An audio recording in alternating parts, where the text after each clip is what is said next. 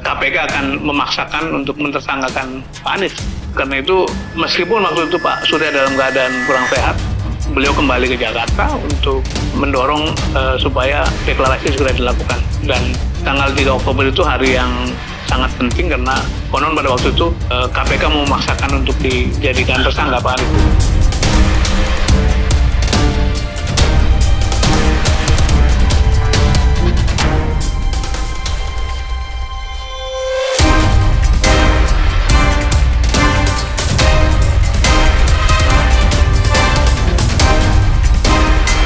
Sebelum menyaksikan video ini, pastikan bosku jangan lupa subscribe. Karena subscribe itu gratis plus bonus tonton video terbaru setiap harinya.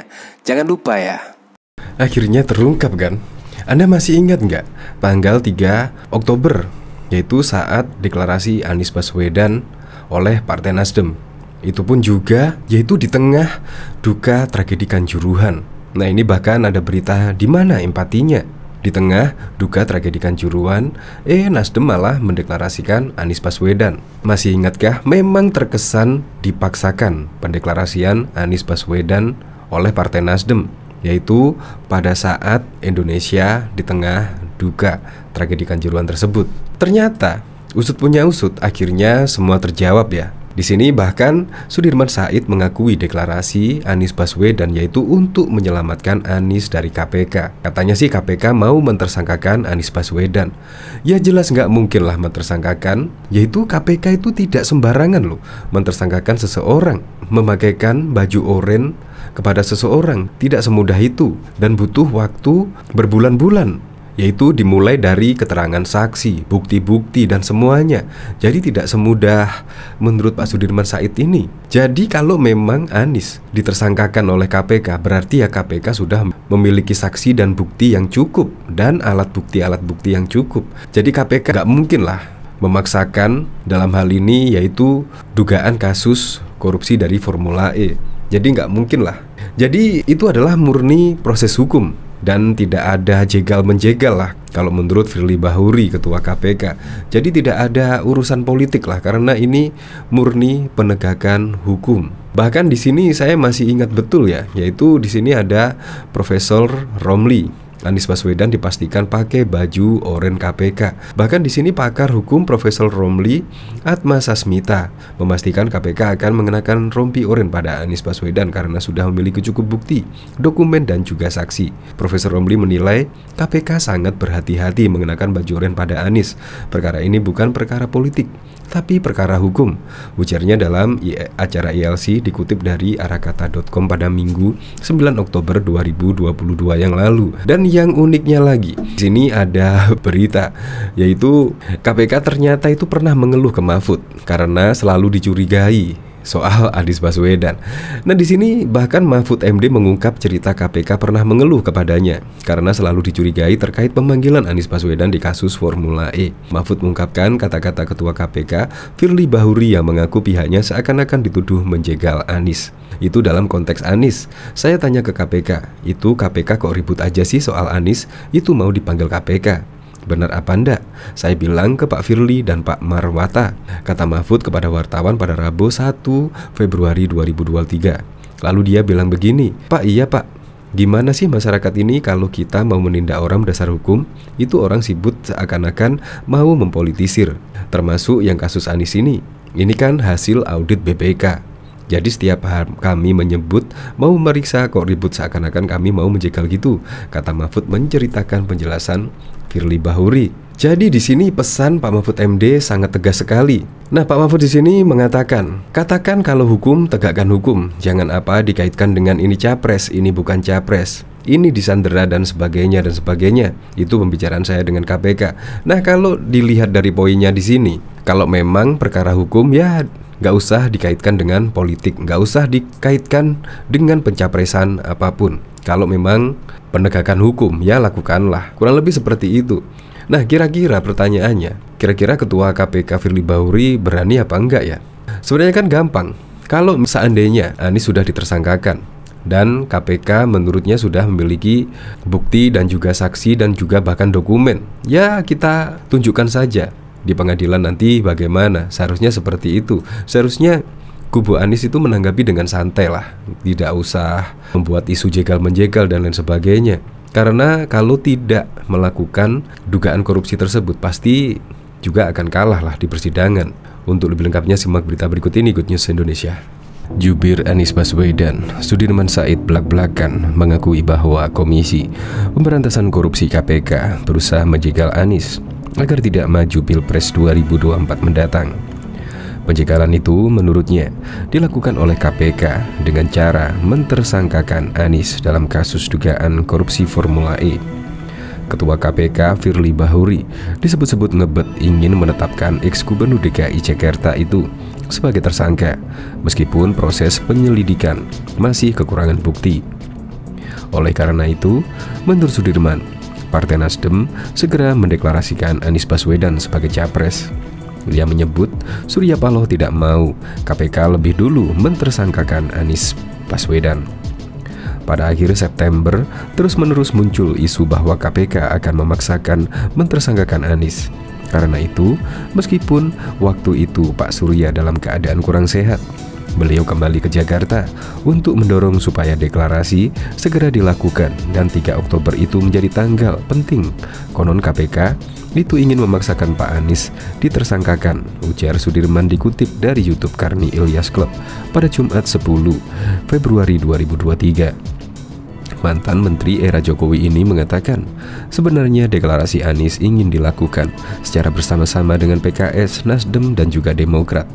Namun, kondisi mendesak KPK yang ingin mentersangkakan Anies membuat Surya Paloh mengambil keputusan untuk lebih dulu mendeklarasikan. Untuk diketahui, Nasdem mendeklarasikan Anies pada 3 Oktober 2022.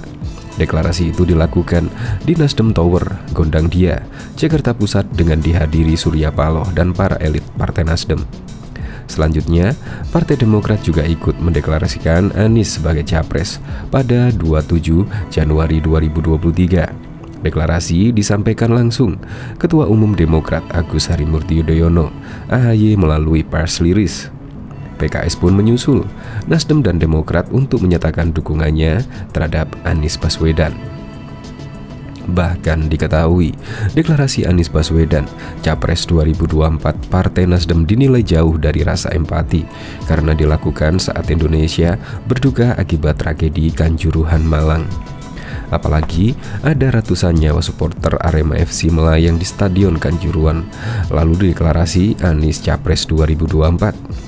Hal itu tentu menjadikan Indonesia tengah dalam suasana berkabung. Demikian disampaikan pengamat politik sekaligus peneliti senior Surabaya Survey Center, Surokim Abdul Salam. Menurutnya, dalam situasi yang demikian harus menjadi pembelajaran bagi semua pihak, bukan hanya mereka yang terkait dengan dunia sepak bola saja. Saya berpandangan bahwa semua pihak harus bisa merasakan dan menguatkan energi bersama untuk belajar mengambil hikmah atas peristiwa ini, kata Surokim pada Senin 3 Oktober 2022. Demikian juga dengan partai-partai politik atau yang berhubungan dengan politik. Semestinya ada empati yang mereka tunjukkan atas tragedi Kanjuruhan dan para keluarga korban. Saya berharap perasaan demikian juga muncul dari semua pihak, kendati semua tahu olahraga memang harus dipisahkan dari politik. Tegasnya dikutip pojok1.id dari thisway.id. Setidaknya, lanjut Dekan Fakultas Ilmu Sosial dan Ilmu Budaya FISIP Universitas Trunojoyo Madura UTM. Ini semua pihak memiliki kepekaan. Selain itu, dunia politik juga harus mengajarkan empati dan simpati atas apa yang sedang terjadi di tengah masyarakat luas. Mari jadikan kegiatan-kegiatan partai sebagai wahana untuk bisa memupuk keteladanan, menguatkan solidaritas, dan melahirkan energi positif publik melalui ikhtiar politik, empati agar bisa terus bersama merasakan ujian atas kedukaan ini, ujar dia.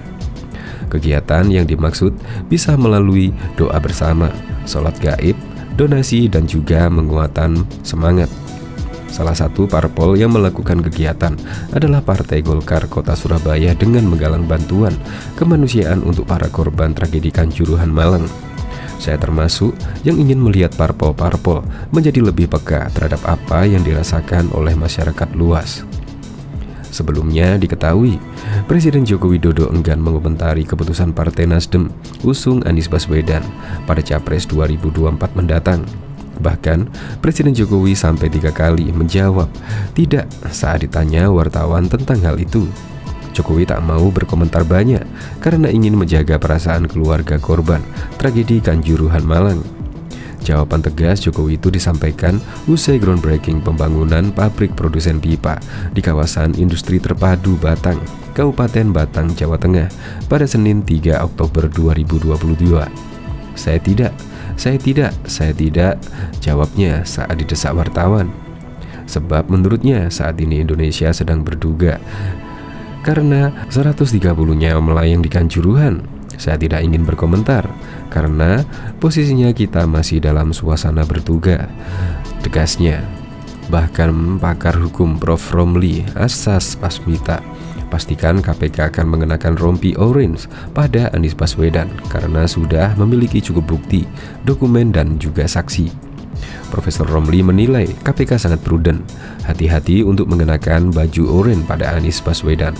Perkara ini bukan perkara politik, tapi murni perkara hukum, ujarnya dalam acara ILC dikutip arakata.com pada Minggu 9 Oktober 2022.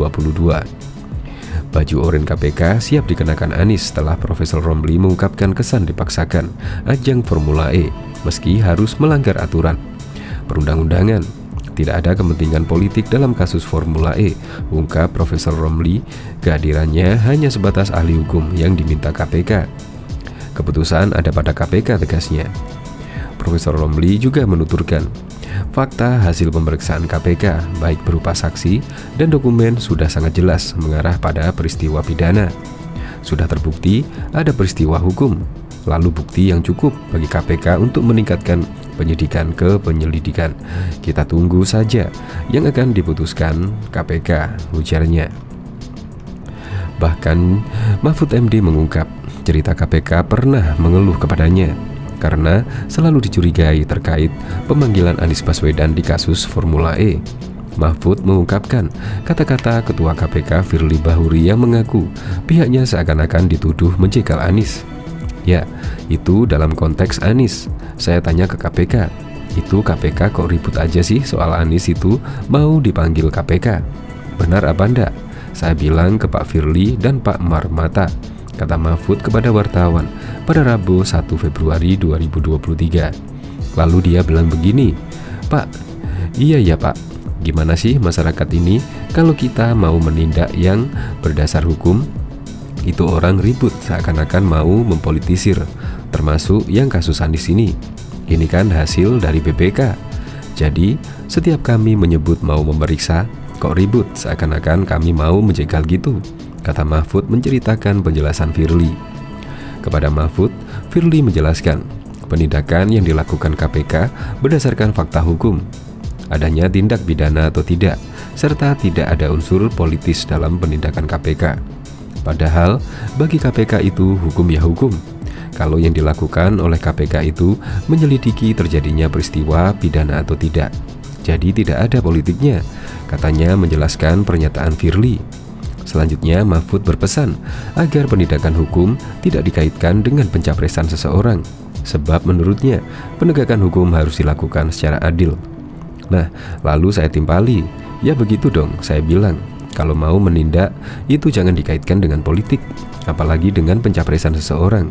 Bertindak aja, kalau menurut hukum harus begitu, ya harus begitu. Kalau harus ditindak, ya harus ditindak. Gak usah peduli kamu dikritik orang atau tidak. Hukum itu harus steril dari kepentingan politik, dari kepentingan pemilu, dari kepentingan pilkada, kata Mahfud. Nah, itu yang saya diskusikan dengan KPK. Jadi dia mengeluh karena selalu dicurigai. Kalau mau bertindak, itu dicurigai ada urusan politik. Padahal kan itu temuan BPK, lanjutnya. Mahfud juga mengungkap KPK pernah melapor akan menangkap seseorang yang menyarankannya agar melaporkan ke Presiden. Mahfud mengatakan saat itu arahan Presiden tetap dilakukan penegakan hukum, tetapi berdasarkan HAM. Lalu, yang KPK minta atau menyarankan saya melapor ke presiden itu bukan soal nangkep orang, bukan soal menjadikan KPK itu, menjadikan calon presiden atau politisi itu di tangan KPK atau tidak. Kalau itu clear, lakukan saja. Saya bilang nggak usah tanya ke presiden, karena presiden pun sama, tegakkan, kata Mahfud. Yang minta saya menyampaikan ke presiden itu, KPK adalah minta saya menginformasikan ke presiden bahwa Lukas NMB itu kan ditangkap. Itu terjadi tanggal 5. KPK saya panggil ke kantor saya untuk menyampaikan perkembangannya. Lalu, Pak, udah siap, nanti Lukas NMB dalam waktu dekat akan dibawa ke Jakarta.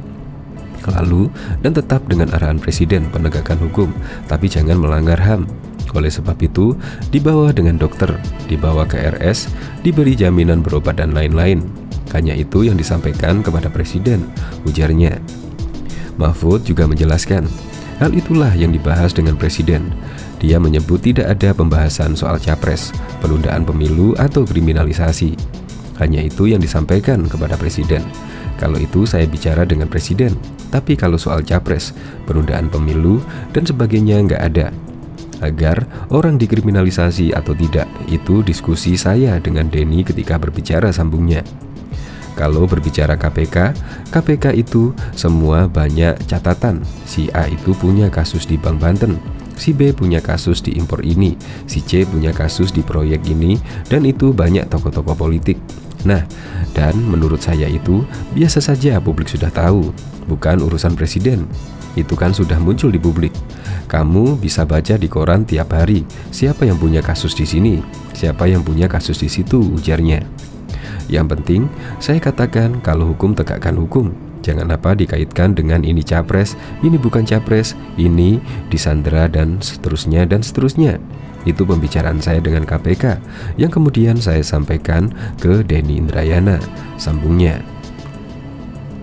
Bahkan diketahui juru bicara Anies Baswedan Sudirman Said secara terang-terangan mengungkap bila ada berbagai upaya untuk menjegal Anies Baswedan maju pada Pilpres 2024 mendatang. Menurutnya, upaya penjegalan pertama dilakukan oleh Komisi Pemberantasan Korupsi KPK.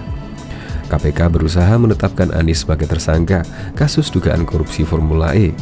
Pada akhir September, terus-menerus muncul isu bahwa KPK akan memaksakan mentersangkakan Anies, ujar Sudirman dikutip dari YouTube Karni Ilyas Club pada Sabtu 11 Februari 2023. Lebih lanjut, Sudirman mengaku heran mengapa pencapresan Anies selalu dijegal. Padahal ini, kata Sudirman, merupakan bagian daripada demokrasi.